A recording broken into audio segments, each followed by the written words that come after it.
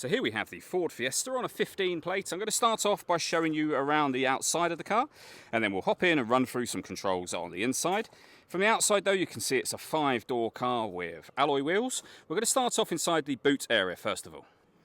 As we approach the back of the car, you can see we have plenty of boot space along with that 60/40 split folding rear seat, should you wish to increase this space even further again.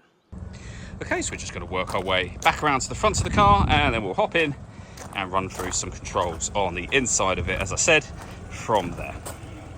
Just briefly before we climb in, I think it's well worth seeing the interior from this exterior point of view. There's plenty to run through on the dashboard, so let's hop in and we'll do that now.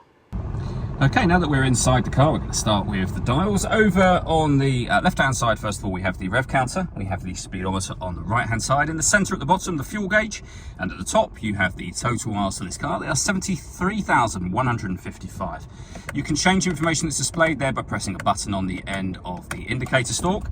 If we back out to the steering wheel, we have stereo and phone controls over on this left-hand side. And then in the centre, the main stereo itself, which is where, amongst other things, you can press your phone button and then pair your phone up following the instructions on screen.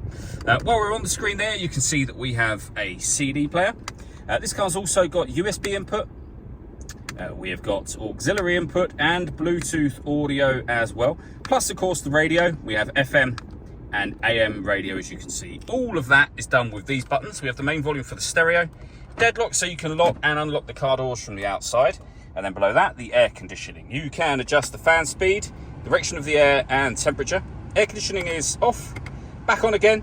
You can recirculate the air that's in the car. That's a great way of heating it up or cooling it down quickly, depending on the temperature you've set just here.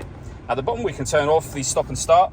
This car is designed to cut out when it's stationary in traffic to save you fuel.